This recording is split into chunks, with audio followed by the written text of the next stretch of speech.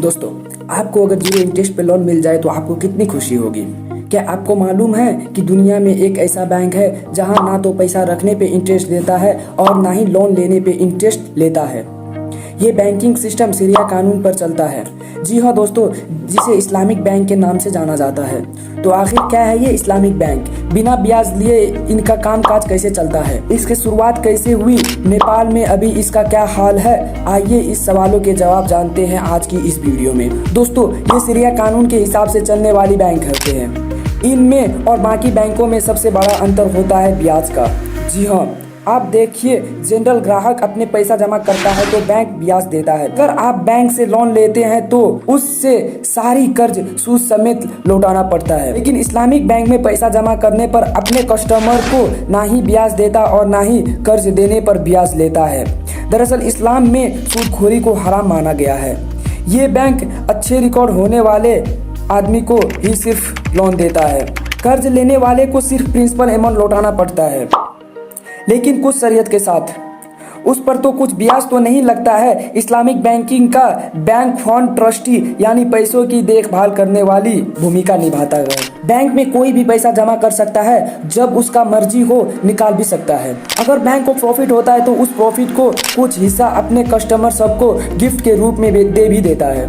लेकिन नुकसान होने पर बैंकों के साथ कस्टमर को घाटा उठाना पड़ता है। दोस्तों, आपको बता दें कि इस्लामिक बैंक कुछ खास प्रिंसिपल पर चलता है, जैसे कि मुदरबाह, वादियाह, मुशरका, मुरबाह और इजारा। अरबी के ये भारी शब्दों को आसान भाषा में समझे तो मुदरबाह का मतलब है कि प्रॉफिट और नुकसान को एक आपस में बांटना। जैसे कि इस्लामिक बैंक में प्रॉफिट होता है तो वो अपनी सभी कस्टमर सबका बीच बांटेगा। वही अगर नुकसान होता है तो ऑनर के सूरत में सबको मिलकर घाटा उठाना पड़ता है। वादियाह का मतलब है पैसों की हिफाजत करना, यानी कि जो पैसा जमा है उसकी हिफाजत करना होता है। मुशरका का मतलब है एक दूसरे की मदद करके हलाल कारोबार करना, यानी साफ सुथरा बिजनेस करना। इसी तरह मुरबाह ये एक तरह की एग्रीमेंट है जिसमें खरीदने और बेचने वाले दोनों मार्केट प्राइस से ज्यादा पर बेचने वाली सामान की कीमत जुटाने पर सहमत हो। और आखिर में आता है इजारा, यानी कि किसी एसेट को पट्टी या लीज पर देना होता है। यही इस्लामिक बैंकों का सबसे बड़ा कमाने का जरिया है। दोस्तों, इस्लामिक बैंक में हराम हलाल का ख्याल रखना पड़ता है। उन्हें किसी भी ऐसे कारोबार में पैसा नहीं लगाना होता है जिसके इस्लाम में मनाही की गई हो, जैसे कि नशे, अवैध हथियार का कारोबार या फिर पोर्नोग्राफी। इस्लाम फाइनेंस में हराम माने जाने वाली कंपनियों का शेयर में भी पैसा लगाने की इजाजत नहीं है। इस्लामिक बैंकों में किसी भी मजहब के लोग अकाउंट खोल सकते हैं। बैंक धार्मिक संस्था नहीं बल्कि फाइनेंशियल इंस्टीट्यूशन के तौर पर काम करता है। दोस्तों, मलेशिया में इस्लामिक बैंकों के करीब 40% इसकी कस्टमर गैर मुस्लिम है। वहाँ पर बाकी बैंकों की भी ऑप्शन है, फिर भी लोग को इस्लामिक बैंक पर बहुत विश्वास है। अब सवाल उठना लाजिम है, जो बैंक ब्याज लेता देता नहीं है वो अपना कामकाज और कर्मचारी को सैलरी कैसे देता होगा और उनके अन्य काम कैसे और कहां से पूरे होते होंगे। दरअसल इस्लामिक बैंक कमाई के लिए पिछले दरवाजे इस्तेमाल करता है। जैसे इस्लाम में ब्याज कमाने का मनाही है लेकिन प्रॉफिट का नहीं। इस्लामिक बैंक के पास जो रकम होते हैं उससे वो ज्यादातर एसेट खरीदते हैं, जैसे मकान, दुकान या फिर खाली जमीन का टुकड़ा। इसको इजारा यानी पट्टी पर देकर प्रॉफिट कमाता है और उनका कामकाज चलता है। एग्जाम्पल के लिए आप आम बैंक से आप लोन लेने जाएंगे और एग्रीमेंट सब पूरा करके अपने लिए घर या गाड़ी खरीदते हैं और आप उस घर या गाड़ी के मालिक हो जाते हैं। फिर आप लोन के साथ साथ इंटरेस्ट भी बैंक को देते हैं। बट इस्लामिक बैंक में बिल्कुल अलग है। उसके पास कोई घर, गाड़ी या लोन के लिए जाता है तो बैंक खुद ही वो चीज खरीद के दे देता है। इस्लामिक बैंक घर या गाड़ी के बराबर केस तो बनाता है, लेकिन उसका मालिकाना हक बैंक के पास ही होता है।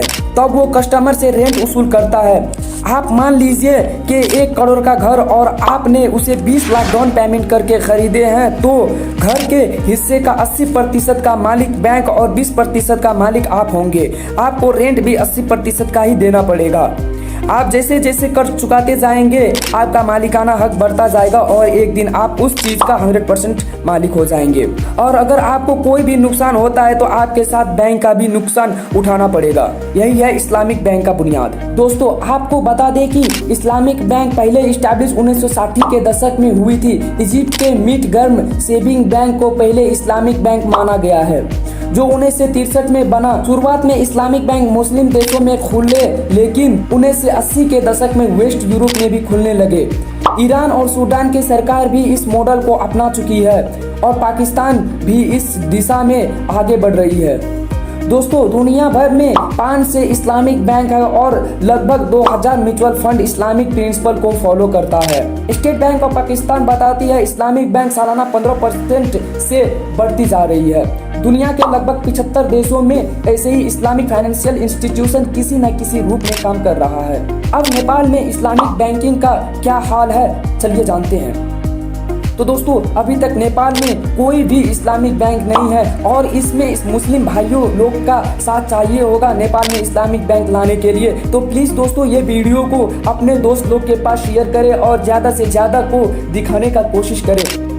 दोस्तों, अगर ये वीडियो आप सबको पसंद आए तो वीडियो को लाइक, चैनल को सब्सक्राइब कर दें। प्लीज़ दोस्तों, ये चैनल अभी डाउन चल रहा है, प्लीज़ हाई में लेके जाने की कोशिश करें और ऐसे ही इंटरेस्टिंग और नॉलेजेबल वीडियो देखने के लिए हमारे चैनल को सपोर्ट करें।